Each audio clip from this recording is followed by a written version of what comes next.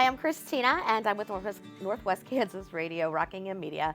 I am here with David Becker, and he is, I don't know if I call you the director of the Thomas County Emergency Management. What are you exactly? So you're correct. I am the director for Thomas County Emergency Management. I've been within the county for 10 years now. I started out as the assistant director for emergency management and then worked up my way up the ladder due to an opening. So I took the directorship back over in October of 18. Been doing that ever since, and I'm glad to be here, glad to do what I do. What is it you do? What is it I do? Uh-huh.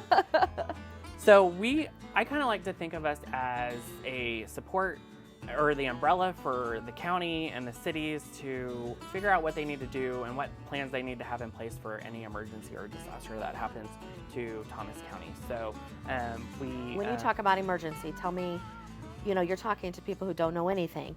So an emergency would consist of what?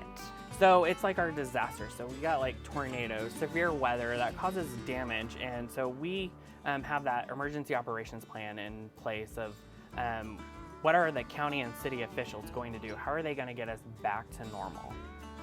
So you're the guy that we really don't want to have a job, but we need to have a job. Exactly. Is that right? Yeah. I mean, like you want to have that person, but you don't want to ever have to take that information and use it. Yep. Right? I'd never want to use it. Right. But I'm just that security blanket, if you want to say it. Right.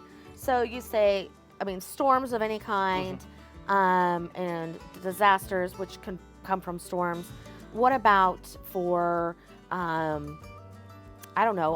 hazardous materials and, if something like that should ever happen, you hear, God forbid, where there was a train derailment. Is that something, if that happened here, that you would step in? Yep, we step in with that. I will probably activate our EOC at that point, depending on the severity of it. If it is something that's empty on that call, we probably wouldn't activate our EOC. But if it's a bigger event and stuff is actually happening, we would activate our EOC, bring in our key players, and be like, how are we going to fix this? And then we'll figure out how are we going to clean this up? How are we going to return back to normal? So you kind of put a plan in place and move people and put them in position to clean up the disaster or whatever the emergency is. Yep. Okay. So what about, and maybe I don't know if this is in your wheelhouse, but we had the swatting calls in the schools, and luckily it was a hoax. Nobody was in danger, which we didn't know at the time, that other schools were getting it at the same time, that it was a statewide thing.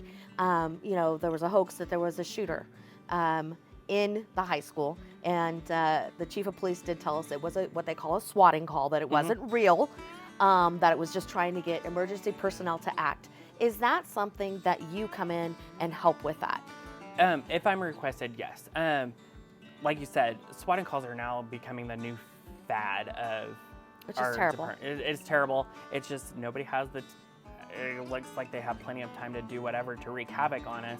I know it's a scary situation, but if it would actually happen, the schools will reach out to me. I will help them with family reunification, trying to keep the parents notified of what's going on, where they can pick up their kids and stuff like that. I will work with the schools.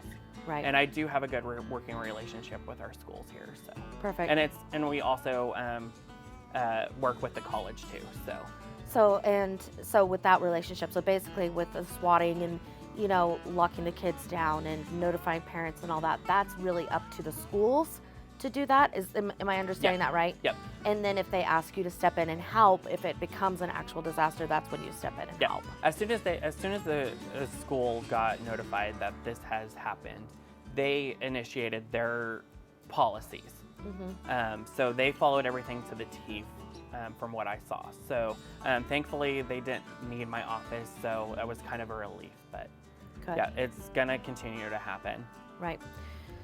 Yeah, scary things. Thanks for answering that, because I know there's been a lot of questions I know in the community and in my mind, like, how does the system work?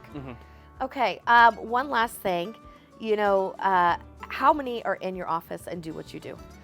So I am the only one in my office right now.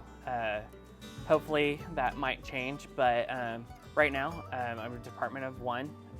So trying to work that department is a little rough just by myself, but I'm Right. kicking And so butt. you're on call. So if a disaster happens, Yep. David Becker is there Yep. with the Thomas County Emergency Management Systems. Yep. Is Keep it in my management systems? well, Management emergency management department. Yeah.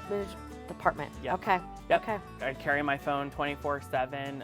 I get that call. It's just like last week we had a livestock accident on I-70, and KHP needed some equipment that I had in my office, and I went out and helped them, and we saved as many cows as possible. So See, that's we do interesting. everything. So Right. That is a disaster when you have, I mean, you know what I mean? It is kind of, I mean, anything can consist of a disaster. So, Yep. you know, they just tolerate you to have the equipment and the different things Yep. that you need to do all that. I'm here as a support system. So Perfect. All right. Well, thank you for telling me everything that you do. And we're going to talk to David. You're going to learn more about severe weather, what to do in disasters. We're going to talk about Severe Weather Week. So just stay tuned on Facebook.